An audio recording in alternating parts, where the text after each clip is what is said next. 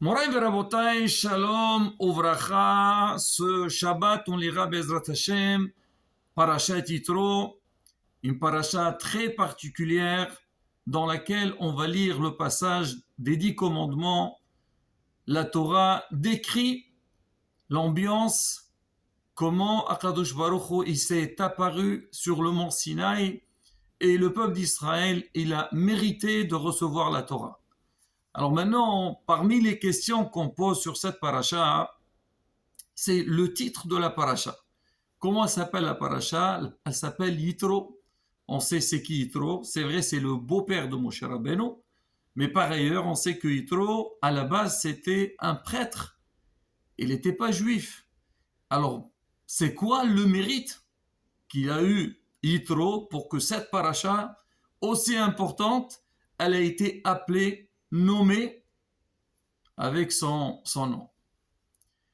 Rabotai, nos sages donnent beaucoup de réponses, mais on va donner une réponse qui est très importante, même pour nous, pour la vie, et ça peut nous aider aussi à travers la paracha de la semaine.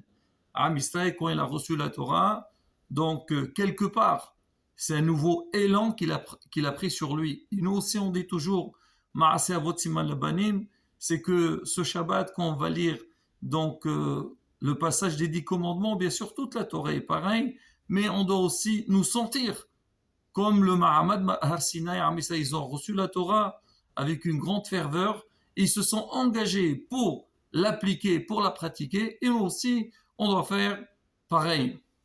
Alors on dit en fait, pourquoi on l'a appelé au nom de Yitro, pour dire au monde entier que regardez Yitro, c'était quelqu'un qui était complètement loin. Vraiment, il connaissait même pas Kadosh Baruch Hu. Il a suffi que Yitro il s'est intéressé à ce qui s'est passé autour de lui. Comme la Torah dit, Waishma Yitro, Mashimua Rashidi, Mashimua Shama Ova. Qu'est-ce qu'il a entendu? Il a entendu la coupure de la mer Rouge et la guerre avec Amalek. On dit, il n'y a que lui qui a entendu. Tout le monde a entendu. Mais la différence entre Yitro et les autres, c'est que Yitro, alors il a entendu et il est venu, il s'est intéressé pour savoir c'est quoi la grandeur d'Akadosh Baruch Hu et il s'est converti. C'est pas seulement qu'il s'est converti, il est monté à un niveau très très élevé. Alors on dit c'est pareil aussi. L'homme il doit savoir, même si des fois il arrive à des stades qui sont bas ou une situation un peu de désespoir, il ne doit pas du tout se désespérer. Il doit se dire tout est possible. On peut arriver, on peut avancer au point qu'on devient donc quelqu'un de très important. Yitro, il est arrivé, donc déjà, bon, c'était le beau-père de Moshe Rabbeinu, mais c'est pas seulement ça. La Torah, la paracha qui parle des 10 commandements, elle a été nommée en son nom. Et de qui il a appris ça, Yitro? Yitro, il a appris ça de Am Israël. Am Israël, quand ils étaient en Égypte, ils sont arrivés au 49e degré d'impureté. Même Tcha'aretum'a. Qui aurait pensé une seconde que Am Israël, ils vont s'en sortir ou ils vont changer de l'état où ils étaient? Mais on voit, non, avec une volonté, avec une prise de conscience, ils ont changé, ils sont sortis d'Égypte, ils sont montés de niveau jusqu'au moment de Mahamad al-Sinaï. Quand ils ont reçu la Torah, c'est marqué quand Hamissa est arrivé au niveau des anges, comme des malachim. Ani amarti matin, uvnei elyon kolechem. Et ça, Rabotai, c'est aussi un message pour nous. C'est que c'est vrai au niveau de la Teshuvah. Donc c'est un message qui est très important qu'un Ben Israël, même si Hazve Shalom, il a fauté, il a trébuché, il n'était pas dans la bonne voie, alors il suffit d'avoir, comme on dit, une prise de conscience, s'intéresser, apprendre, connaître, et Bezat Hashem, toutes les portes s'ouvrent vers lui et on peut arriver. Ça, c'est une des réponses qu'on a données. Mais Rabotai, on peut aussi donner un message important sur cette paracha et par rapport à Yitro. On sait que Yitro, Rachid dit au début de la paracha, il avait beaucoup de noms. Alors parmi les noms qu'il avait, on dit il s'appelait Yeter. Alors on dit, c'est quoi Yeter? Rajouter. Lui, il a rajouté un passage dans la paracha de la semaine, quand il a vu Moshe Rabbeinu, comment il s'occupait du peuple d'Israël. C'était lui le chef, c'était lui le juge, tout celui qui avait un problème, il allait voir Moshe Rabbeinu. Alors Yitro, il a dit à Moshe, Moshe, Navol Tibol, Gamata et Gama'am Asheritach. Il a dit, si tu continues comme ça, tu prends tellement de tâches, alors ça va être très dangereux pour toi, aussi bien pour toi que pour le peuple. Tu vas tomber. C'est dur. Et le peuple aussi. Il t'attend, il vient le matin jusqu'au soir, il attend pour les juger, pour, disons, te consulter. Alors vas-y, tu peux nommer. Nomme des, comment on dit, legs. Nomme des personnes qui vont t'aider. D'accord. Dans la suite, on avait vu ce qui s'est passé. Bien sûr, Moshe Rabbeinu l'a demandé à Kadosh Baruch Hu, et Hachem, il a validé.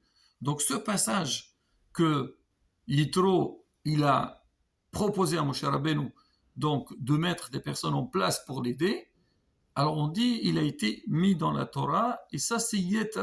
Alors son nom était par rapport à ce passage que Yitro lui-même, donc il s'est proposé pour aider Moshe Rabbeinu.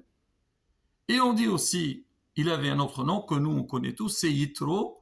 On dit c'est quoi Yitro? Yeter, comme on dit Shelo Yitro, c'est à lui en hébreu. On dit comme on dit par exemple sa maison, Bayit Beto, Habayit Shelo. Alors ici, pour Yitro aussi, c'est Yeter Shelo. Pourquoi? Parce que lui, il s'est converti, il s'est intéressé à la Torah, alors on lui a rajouté donc ce waw dans son nom. Ça, c'est Rashi qui explique. Mais Rabotai, à travers un peu ce qu'on vient de dire, on pourrait apprendre un message qui est très très important pour nous, Am Israël, surtout pendant ces moments-là, qu'on va lire le passage de Matan Torah.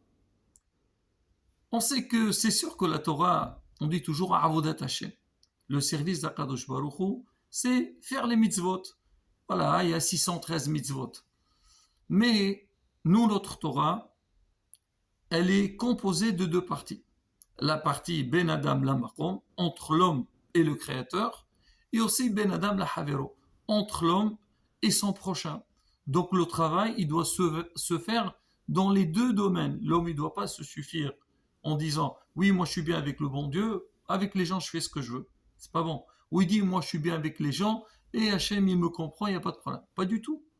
Tu dois t'intéresser à tout et tu dois tout respecter. Bien sûr, on apprend et on avance. Alors maintenant, Yitro, quel message qu'il nous donne avant Matan Torah? Il nous dit, vous voulez réussir dans Avodat Hashem? Vous voulez qu'Hachem soit content de vous? Il faut penser aux autres. Il faut se mettre à la place des autres. Toi, tu es bien. Si tu vois quelqu'un qui a besoin de toi, que ce soit financièrement, ou que ce soit avec une idée, ou même des fois avec un sourire, ben, il ne faut pas être paresseux. Il ne faut pas se retenir. Il faut aller vers lui et l'aider, lui donner ce qu'il a besoin. Et là, on le voit chez Yitro, donc la proposition qu'il a donnée à Moshe, d'une, il a pensé à Moshe Rabbeinu. Il dit, Moshe le pauvre, c'est trop pour lui. Je ne peux pas le laisser comme ça. Moshe Rabbeinu, il aurait pu continuer comme ça sans faire attention. Et on le voit, qu'on est responsable. Alors, on s'oublie. On s'occupe de tout le monde et on s'oublie. On s'oublie à nous-mêmes. Alors, il faut que quelqu'un de derrière qui vient et des fois, il nous donne ce petit conseil-là. Donc ça, c'était Yitro, il a fait quelque part un geste, un bon geste par rapport à Moshe Rabbeinu. Et c'est pas seulement par rapport à Moshe, même par rapport au peuple d'Israël. D'une part, comme ce qu'on avait dit au début, c'est que le peuple va attendre toute la journée pour que Moshe Rabbeinu, donc, il puisse les écouter. Et donc, c'est pas du tout évident, c'est difficile. Mais il faut aussi, quand Israël vient aider Moshe Rabbeinu, Saré Alafim, Saré Asrot, des officiers, des responsables pour qu'ils viennent à l'aide de Moshe Rabbeinu. Et au moment qu'on a travaillé sur ce point-là, ça veut dire ce qu'on appelle donc penser à l'autre, aider l'autre, là, Bezrat Hashem, on est prêt à recevoir la Torah. Tout ce que la Torah va nous demander, donc on pourra le faire.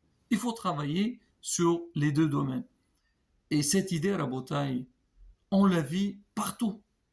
On la vit déjà, c'est vrai, souvent, on a l'impression que quand on doit aider, c'est avec l'extérieur, dans la société, avec notre entourage et tout. C'est vrai. On vit, comme on dit, en communauté. Chacun, il doit donner de soi-même, penser à ceux qui sont dans le besoin.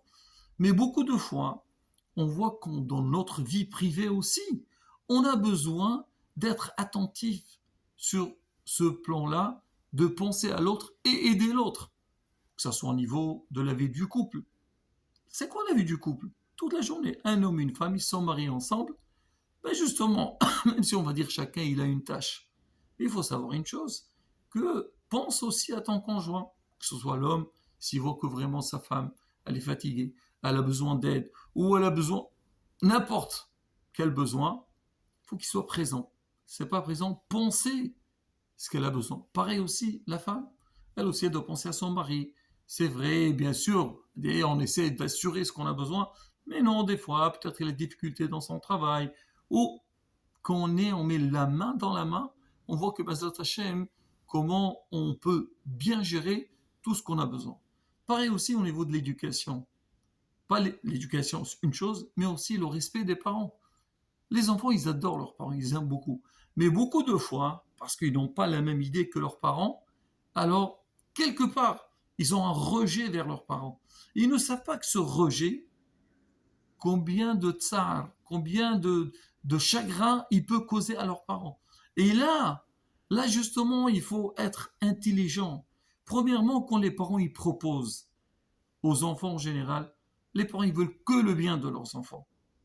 Et le refus des enfants envers leurs parents, et justement c'est là leur allez-nous, la chose la plus difficile, que ça met une certaine tristesse, angoisse chez les parents. D'une, ils sont contrariés, ils ne sont pas contents que leurs enfants ne les écoutent pas. Déjà, quoi, mon enfant, il ne m'écoute pas, quelque part, c'est un échec. Et d'autre part, on oublie notre kavod, on oublie notre respect. Quand les enfants n'écoutent pas leurs parents, ça fait que les enfants, hasbe shalom, ils vont pas réussir. Ils ont besoin le meilleur conseiller pour les enfants, c'est les parents. Bien sûr, après, comme on dit, il y a des poids et de mesures à chaque chose, mais en tous les cas, il faut avoir ça en tête. Comment écouter les parents, faire plaisir aux parents, Bezat Hashem, aller en même temps. Alors maintenant, pour parler le mérite qu'on a quand quelqu'un il va vers les autres, je vais raconter une très belle histoire. Comment Hachem, il voit tout. Et quand il voit que nous on fait un effort, Hachem nous donne tout ce qu'on a besoin. Là, on parle d'un, d'un homme d'affaires qui a ouvert une boîte. Et lui, vraiment, il a tout mis en place. Et il a pris que des élites. Et maintenant, il lui restait, il lui manquait encore un bon expert comptable qui va gérer, c'est un poste qui est très important, un peu la comptabilité de, de son affaire. Et lui, il a lancé donc une demande, une annonce dans le journal, celui qui peut se présenter et qui vient et il va le tester, voir son CV, convient ou il convient pas. Et effectivement, il y a eu beaucoup de monde qui sont venus et lui au début, il a commencé à voir éliminer ceux qui voient que vraiment ils ne conviennent pas à son poste. Et à la fin, il lui est resté quelques-uns. Il a essayé de leur faire aussi des tests pour savoir qui étaient les meilleurs. À la fin, il restait deux. Il a trouvé deux qui avaient un bon niveau. Et cela, il fallait qu'il choisisse un des deux. Il s'agissait de qui? Il y avait une dame qui avait un certain âge, la pauvre, elle a perdu son mari et elle était responsable de son foyer. Donc, elle était bien compétente dans le travail et a été vraiment dans le besoin. Il y avait aussi une autre jeune fille que elle a fait ses études, mais elle n'a pas eu encore son mazal. Elle n'était pas encore mariée, elle cherchait à se marier, mais bon, le mazal, il n'était pas là. Alors il les a convoqués les deux dans son bureau pour un peu faire, comme on dit, discuter et voir c'est qui convient. Ils sont venus, bon, les deux, elles étaient dans la salle d'attente, elles parlaient, discutaient, chacune raconte sa vie à l'autre. Et elles sont passées, elle est passée, la dame un peu âgée, elle est passée chez le patron, il a vu qu'elle était vraiment quelque chose d'exceptionnel, connaissait très bien son métier, elle avait de l'expérience, très bien. Après, elle a passé la jeune fille, elle aussi, elle a parlé, il a vu que c'était une fille très brillante et tout. Bon, il leur a dit rentrez chez vous et moi, je vous répondrai qui prendra ce poste. Après, il s'est réuni avec son équipe, à la fin, ils ont dit la jeune fille, elle passe mieux, elle est beaucoup plus dynamique, bon, elle a des critères que ils la font passer avant l'autre dame. Alors le patron, il appelle la jeune fille, il lui dit écoute, voilà, on a bien réfléchi et on a décidé que c'est toi qui vas prendre ce poste. La jeune fille, elle entend ça, elle lui dit excusez-moi monsieur, moi je renonce à ce poste. Pourquoi tu renonces? Je ne veux pas. Pourquoi dites-moi? Qu'est-ce qu'il y a? Le salaire, il est bon, tout ce qu'il y a, tu auras vraiment tout ce que tu veux. Elle dit écoutez, je sais, c'est une chance pour moi de travailler dans votre boîte, mais j'ai vu l'autre candidate. C'était une dame qui avait besoin d'argent plus que moi. Moi, je suis bon encore, comme on dit, mon avenir est face à moi. Je trouverai un autre poste. Pour moi, c'est pas bon, mais elle, la pauvre, il faut qu'elle travaille. Elle a besoin d'assurer une parnasse à sa famille. Et moi, je préfère que c'est elle qui prend ce poste-là. Et ça commence à discuter entre le patron et la fille. Eh, mais écoutez, quel rapport? Écoute, on a besoin de toi. Il lui a dit, écoutez, moi, je vous dis, je ne prends pas ce poste, ça ne m'intéresse pas. Bon, à la fin, il a vu qu'elle ne voulait pas, bah tant pis. Il a fini de discuter avec elle. À côté, il y avait sa femme. Il dit, dis-moi, j'ai pas compris, avec qui tu étais en train de parler? Il lui raconte l'histoire. La femme dit, quoi? Il y a encore des filles comme ça. Elle sait qu'elle a un très bon poste, un grand salaire. Elle cède quelque part son avenir pour l'intérêt de l'autre. Il a dit, dis-moi, tu peux passer le téléphone? Je voudrais lui parler. Il dit, quoi, tu vas la convaincre? Il dit, écoute, laisse-moi faire. La dame, elle prend le téléphone et elle appelle la jeune fille. Allô, oui, bonjour, bonjour. Oui, qui vous a dit, je suis la femme du... Elle dit, mais écoutez, madame, ça y est, j'ai déjà dit à votre mari que je ne veux pas. Elle a dit, écoutez, non, je ne vous appelle pas pour le poste, je vous appelle plutôt, j'ai un garçon, donc on voudrait le marier. Est-ce que vous êtes prête de le rencontrer et voir si vous convenez pour vous marier ensemble? Ben, Baruch Hashem, ils se sont rencontrés et ils se sont mariés. À la fin, elle n'était pas l'expert comptable, elle est devenue le patron de la boîte. Regardez, quand quelqu'un il va vers les autres, il donne, il pense à l'autre, comment Kadosh Baruch il lui donne. C'est vrai, elle avait un problème, elle voulait pour se marier et tout ça. Mais bon, comme on dit, le mazal, il viendra. Mais elle a fait un effort pour les autres, Kadosh Baruch il a donné. Et c'est ça le message de la paracha de la semaine. Le message, c'est que oui, on a reçu la Torah, mais aussi on a besoin de travailler ce qu'on appelle Ben Adam, la Havero, entre l'homme et son prochain. Bezrat Hashem, qu'on travaille sur ça. Kadosh Baruch il voit les efforts qu'on fait, il nous donnera tout ce qu'on a besoin. Amen, Kinerason. Shabbat Shalom Mubarak.